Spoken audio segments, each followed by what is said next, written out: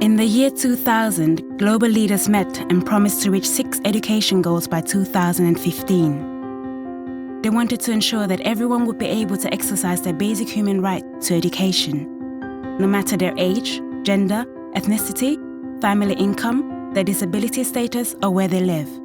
Despite this commitment, around half of the world's countries have failed to ensure that all their children go to primary school, though a further 10% are close.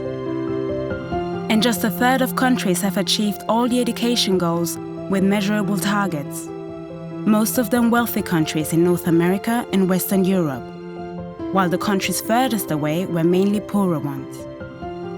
Despite huge ambitions, 121 million children and adolescents currently remain out of school. Inequality remains high, with the poorest children 4 times less likely to be in primary school compared to the richest. Out-of-school girls are far less likely than boys to ever go to primary school. And it is not just young people who are missing out on education. At least 781 million adults, nearly 2/3 of them women, lack basic literacy skills.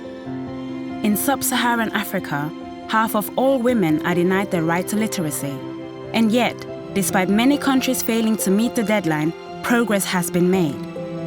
Thanks to increased progress over the decade, 34 million more children have gone to school, and 20 million more children will have completed primary school that wouldn't have if earlier trends had continued.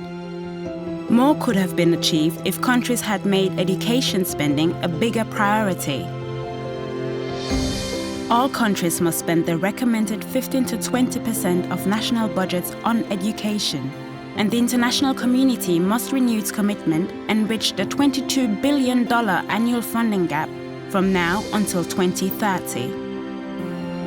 Programs must be developed to meet the needs of girls, migrants, the poor, children living in conflict zones and emergency situations, children living in rural communities, and children living with disabilities.